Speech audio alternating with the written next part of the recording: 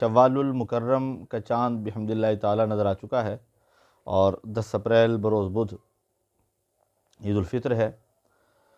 اللہ رب العزت کے کرم اور فضل سے ماہ رمضان المبارک ادب اور احترام سے رب کائنات نے ہمیں نصیب فرمایا، اور آنے والا جو بابرکت دن ہے جسے عید الفطر کا دن کہا جاتا ہے، اس دن میں کچھ مسنون اعمال ہیں، اور ان مسنون اعمال میں سے چند کا ذکر کرتے ہیں، اور نماز عید کا مکمل طریقہ۔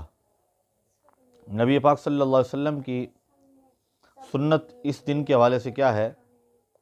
آپ صلی اللہ علیہ وسلم کا معمول یہ تھا کہ آپ صلی اللہ علیہ وسلم نماز عید الفطر سے قبل کچھ میٹھا تناول فرماتے تھے، لہٰذا نماز عید الفطر سے قبل چھوارے، کھجور، سویاں یا کچھ بھی میٹھا کھانا یہ مسنون ہے۔ اور نماز عید کے لیے جلدی عیدگاہ جانا، صبح جلدی جاگنا، نماز فجر باجماعت ادا کرنا، اور پھر نماز عید سے قبل صدقہ فطر ادا کرنا، جو کہ اس برس گندم کے اعتبار سے 340 روپے ہے، اور راستے میں جاتے ہوئے حسب استطاعت فقراء اور مساکین میں کچھ بانٹنا، خیرات کرنا۔ اس کے علاوہ نماز عید کے لیے عیدگاہ کی طرف جاتے ہوئے ایک راستے سے جانا اور واپسی پہ راستہ بدل کے آنا، اور نماز عید الفطر کے لیے جاتے ہوئے تکبیرات کہتے ہوئے جانا، لیکن آہستہ آواز میں۔ عید الاضحیٰ اور عید الفطر میں فرق یہ ہے کہ عید الاضحیٰ کے لیے جاتے ہوئے بلند آواز سے تکبیرات کہنی ہوتی ہیں، اور عید الفطر کی نماز ادائیگی کے لیے جاتے ہوئے، عیدگاہ کی طرف جاتے ہوئے آہستہ آواز میں تکبیرات کہنی ہوتی ہیں۔ تو اپنے اپنے علاقے کے مقررہ وقت کے مطابق آپ نماز عید ادا فرمائیں گے۔ نماز عید کا طریقہ ذہن نشین فرما لیں۔ نماز عید کی 2 رکعتیں ہیں، اور 2 رکعتیں یہ واجب ہیں، اور ان میں 6 تکبیریں اضافی ہیں، زائد 6 تکبیریں ہیں۔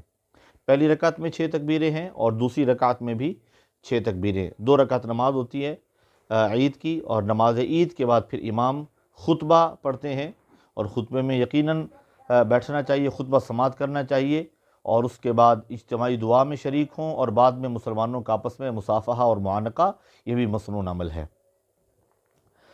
نماز عید کا طریقہ سماعت فرمائیں کہ نماز عید کے لیے 2 رکعت نماز کی آپ نیت کریں گے، واجب 7 زائد 6 تکبیروں کے۔ اب وہ 6 زائد تکبیریں کیسے ہیں اور نماز کیسے ادا کرنی ہے؟ امام اللہ اکبر کہہ کے کانوں کو ہاتھ لگا کے ناف کے نیچے ہاتھ باندھ لے گا۔ اس کے بعد امام اور مقتدی دونوں پڑھیں گے ثنا، سبحانک اللہم و بحمدک و تبارک اسمک و تعالی جدک و جل ثناؤک و لا الہ غیرک۔ اس کے بعد امام اور مقتدی دونوں، امام اللہ اکبر بلند آواز سے کہتے ہوئے کانوں کو ہاتھ لگائے گا، اور اللہ اکبر کہتے ہوئے دونوں ہاتھ چھوڑ دے گا۔ مقتدی بھی اللہ اکبر کہیں گے، لیکن آہستہ آواز میں کانوں کو ہاتھ لگائیں گے اور ہاتھ چھوڑ دیں گے۔ اسی طرح امام دوسری بار اللہ اکبر کہہ کے کانوں کو ہاتھ لگائے گا، ہاتھ چھوڑ دے گا۔ تیسری بار اللہ اکبر کہہ کے کانوں کو ہاتھ لگا کے ناف کے نیچے ہاتھ باندھ لیں گے۔ اب امام تعوذ اور تسمیہ پڑھے گا، اس کے بعد سورہ فاتحہ پڑھے گا، 7 سورت ملائے گا، مقتدی پیچھے خاموشی سے سماعت کریں گے۔ اس کے بعد حسب معمول رکوع، 2 سجدے، اور اس کے بعد جب اٹھیں گے تو امام قرات کرے گا سورہ فاتحہ اور 7 سورت ملائے گا، مقتدی سماعت کرتے رہیں گے۔ یہ دوسری رکعت ہے۔ اب رکوع میں جانے سے قبل امام بلند آواز سے اللہ اکبر کہہ کانوں کو ہاتھ لگائے گا، مقتدی بھی آہستہ آواز میں اللہ اکبر کہتے ہوئے کانوں کو ہاتھ لگا کے ہاتھ چھوڑ دیں گے۔ دوسری بار پھر اللہ اکبر کہہ کے کانوں کو ہاتھ لگائیں گے، ہاتھ چھوڑ دیں گے۔ امام اور مقتدی دونوں ہی تیسری بار اللہ اکبر کہتے ہوئے کانوں کو ہاتھ لگائیں گے، ہاتھ چھوڑ دیں گے۔ چوتھی بار کانوں کو ہاتھ لگائے بغیر اللہ اکبر کہتے ہوئے امام رکوع میں جائے گا، مقتدی بھی رکوع میں جائیں گے، رکوع اور 2 سجدے، اس کے بعد التحیات، اور اس کے بعد امام جب سلام پھیرے گا تو اس کے بعد امام خطبہ پڑھے گا، اور تمام خطبہ سماعت کریں گے۔ خطبے کے بعد مسلمان ایک دوسرے سے ملیں، اور عید کے دن ملتے ہوئے دل سے کدورتیں نکال دیں، بغض و عناد نکال دیں، محبت کے ساتھ ملیں۔ اللہ تعالیٰ ہمارے وطن کی خیر فرمائے، ہمارے معاشرے کو امن کا گہوارہ بنائے، اور جب آپ دعا کے لیے ہاتھ اٹھائیں تو ہمیں بھی دعا میں یاد رکھیے گا۔